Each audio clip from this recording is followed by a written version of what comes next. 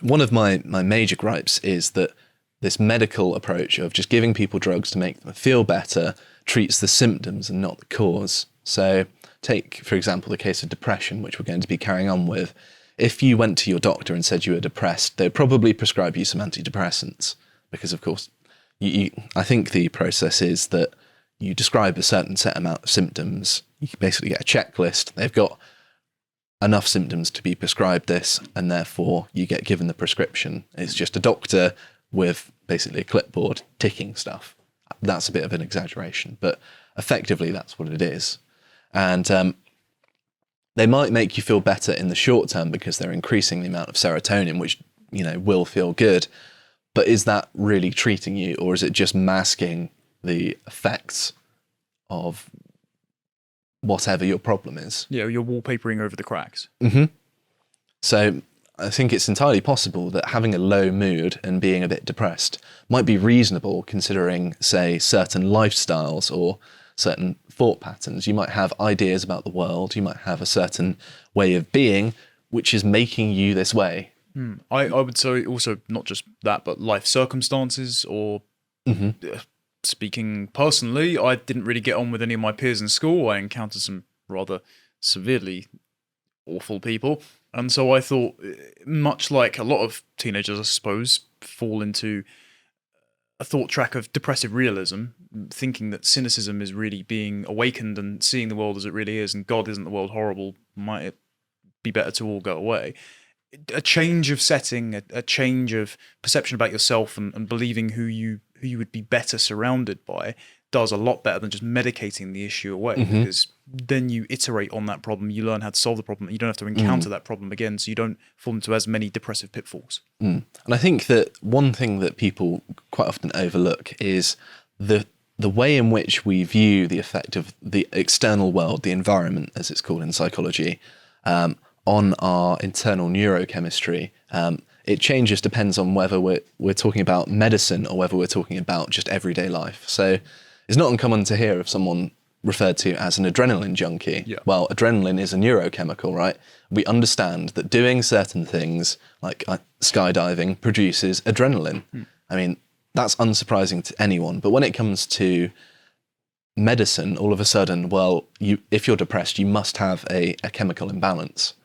Well, maybe that chemical imbalance isn't just natural. It's not just your default position. Maybe it's to do with your lifestyle or your thoughts and behaviors, these sorts of things. There are many different reasons. It's not just a linear relationship whereby biology dictates all aspects and then environment comes along later. The environment can have a very significant effect. So, strange question, just to steel man the chemical imbalance argument.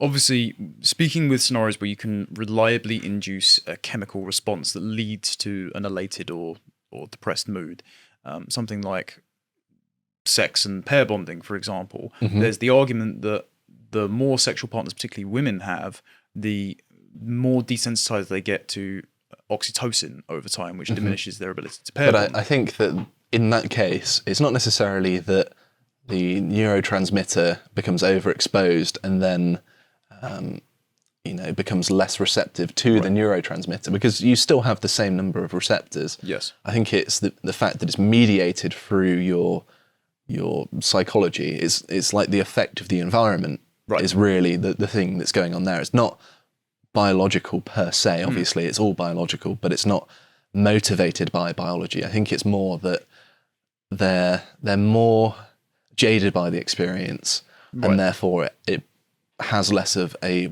reward on their behaviour. That's what I was asking. Was it merely that the psychological effect of novelty makes you unimpressed by it, or was it an actual physical or chemical Well, if it's problem? novel, it's probably going to have more of a neurochemical effect, and it is largely to do with things like our state of mind towards it. So there is this confusing bi-directional relationship between our biology and our environment. It's not one or the other. It's in constant flux because you aren't a biological thing without an environment. You don't exist in a vacuum, but then you can't have an environment without biology because you wouldn't exist.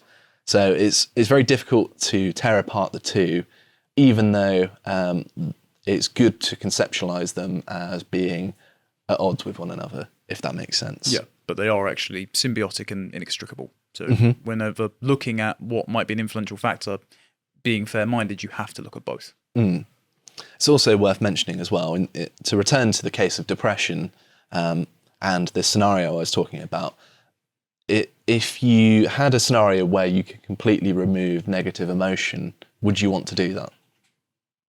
No. Well, because it's much like I think Stefan Molyneux said this: is anger is the immune system of the soul. You don't know what you should be avoiding. It's like putting your hand on fire is painful instantly, but you'd rather that searing instant pain to avoid touching something that will burn you up again.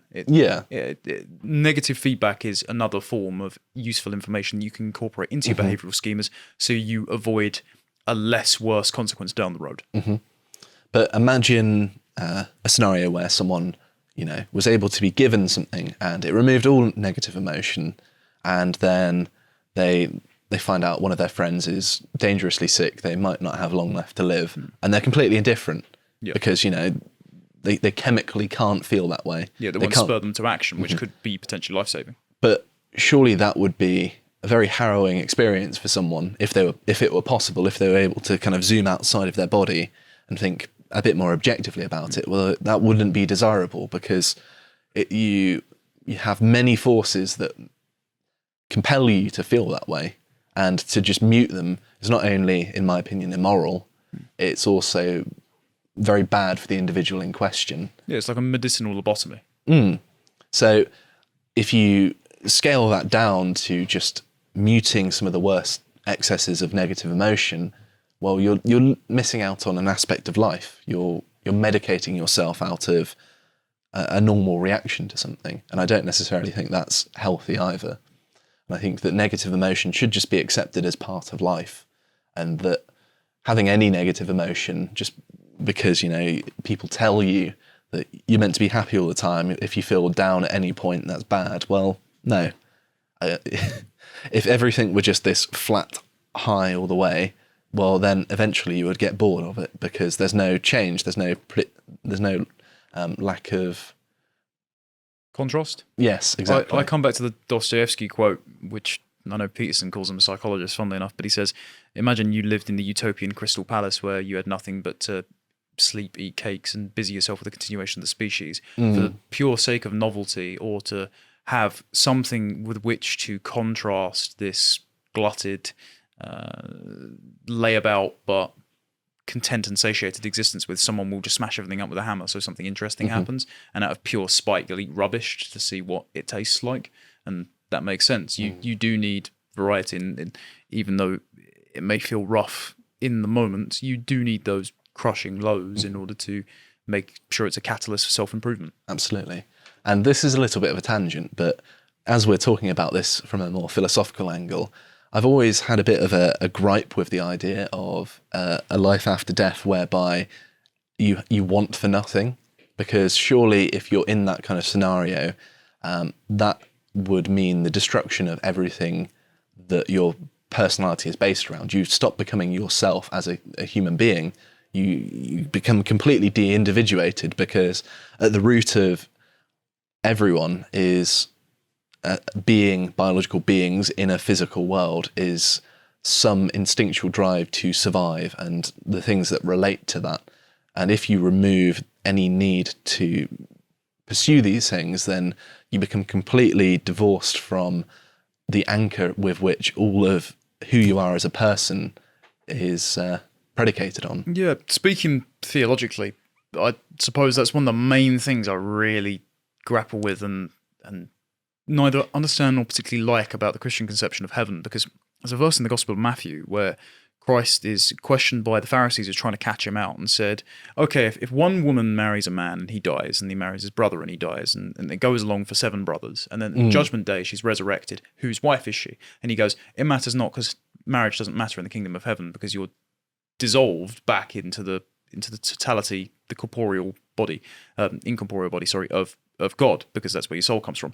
And that de-individuation doesn't sit quite right with me. And blasphemous, sure, but I don't like the the notion, I mean, lots of people have the affective notion of I'll be reunited with my loved ones and be able to see them again.